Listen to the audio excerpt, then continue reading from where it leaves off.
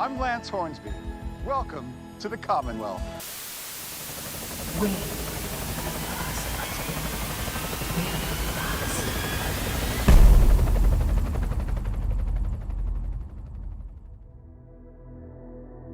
One of the most frustrating aspects of The Walking Dead Season 11 was the lack of CRM presence within the Commonwealth arc.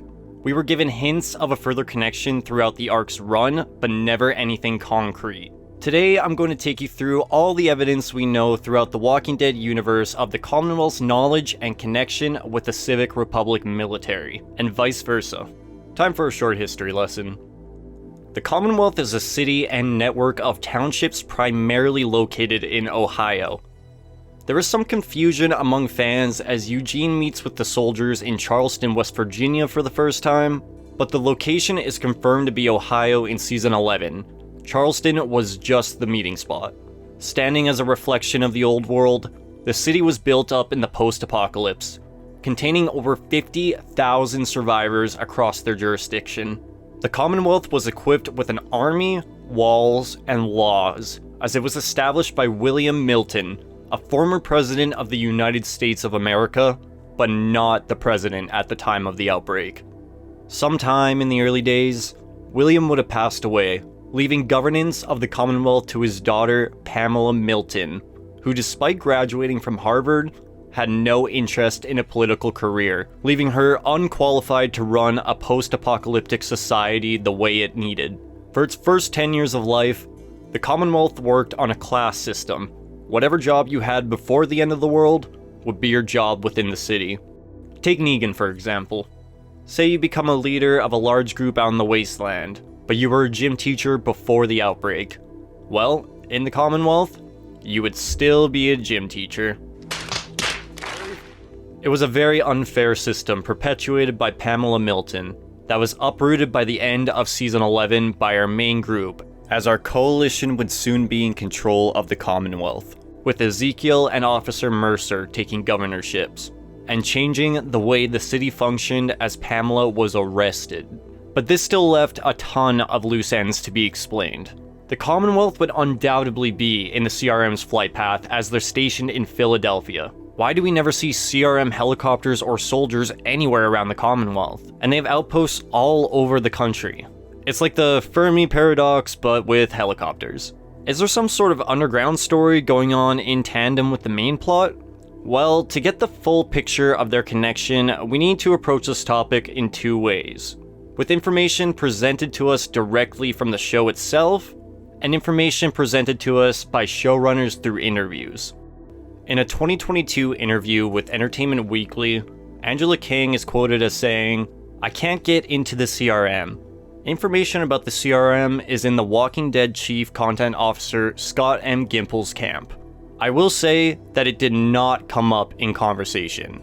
Though we did talk about the fact that once you start getting into certain parts of the country, with the CRM, they have helicopters. The CRM is mysterious in their ways. So we don't know why they choose to involve themselves in certain things and why they choose not to involve themselves in certain things. But they are aware there are groups out there." Okay, cool. So there you have it. No conversations about the CRM and Commonwealth connections were ever had by the end of writing for Season 11. What? What's this? Does the CRM know about the Commonwealth? We will see on this season of The Walking Dead the answer to that question. What the fuck? Okay, so he didn't specifically say it would be shown this season, but the answer would be given. But there's no direct mention of CRM helicopters or soldiers anywhere in Season 11 besides the final scene with Rick's return, which is unrelated to the Commonwealth arc. So let's take a closer look at what's actually presented to us on screen. Lance Hornsby is introduced as the Deputy Governor of the Commonwealth. And let me tell you, this guy is the definition of shady and power hungry. We see throughout the season the different connections he has throughout the state with small groups that would be considered under the table from the wider Commonwealth, such as the Opium Poppy Farm or his weird secret agent guys that don't really get expanded on. But I want to turn your attention to a line by Lance in the Season 11 episode A New Deal. if something happens to me, certain alliances the Commonwealth has, certain stabilizing factors, are likely to become a problem. This is one hell of a bombshell. Certain alliances, certain stabilizing factors. This screams CRM if you ask me. What else could he be referring to? Certainly not the opium farms. If we're to take a look at this under a CRM lens, does that mean Lance is actively in contact with the Civic Republic? Well, we know the Commonwealth is in Ohio, and from a quick Google search, we can see agriculture is the #1 industry of the state. So despite never really seeing farms, it's assumed they have their food supplies covered. But resources can range between anything from lumber to fuel, and we see Commonwealth soldiers driving vehicles, but no explanation for where the gas comes from. Could the Commonwealth's resources come from a secret trade deal between Lance and the CRM?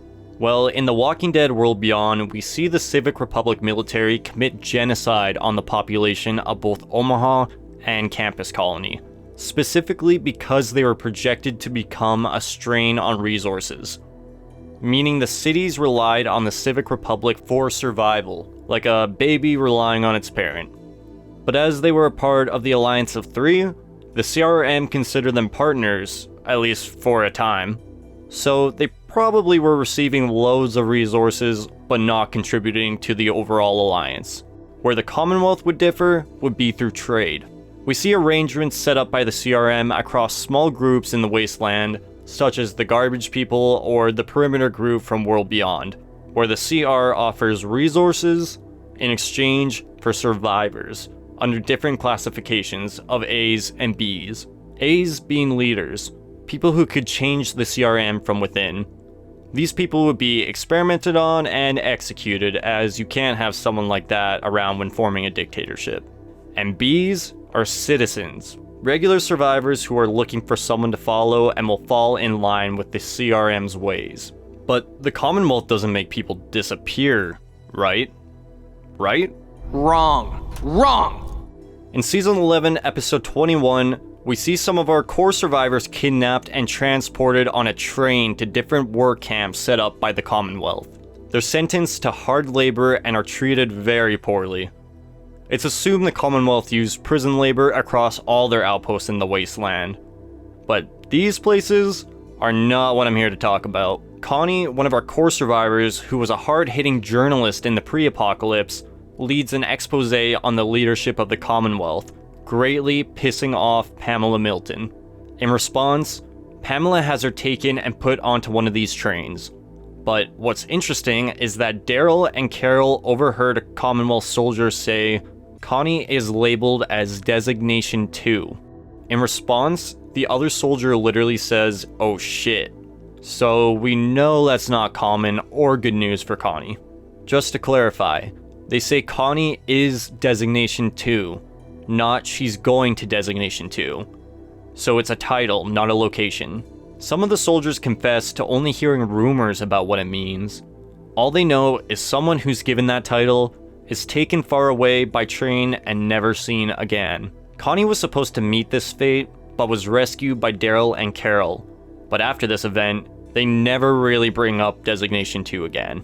So, let's piece together what we know.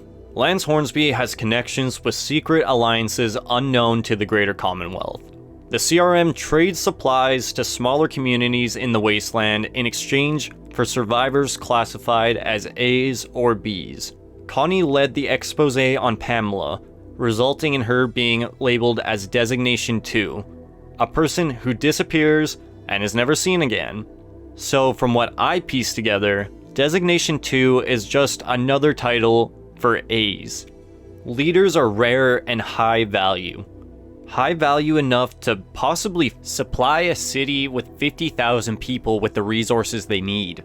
Or even in the case of Jadis, high value enough to grant you expedited citizenship within the hidden city. It all pieces together so well, so why is this not touched on that much in the show? Well, here's my theory. Lance had a type of deal with the CRM that Pamela was aware of. This deal would be mutually beneficial, as the CRM would have A's systematically shipped out to them, and the Commonwealth would have their defectors disappeared, and in the process, would supply the city with much needed resources that they couldn't get their hands on themselves. With people disappearing, it would be essential that nobody finds out about the deal.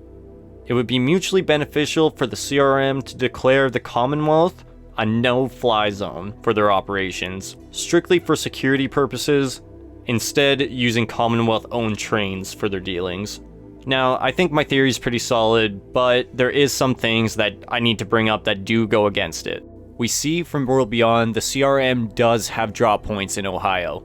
However, they near the borders of the state, so technically the Commonwealth could still be a no-fly zone. But to me, the biggest question mark, as mentioned at the start of this video, as of the series finale, our core group holds power within the Commonwealth.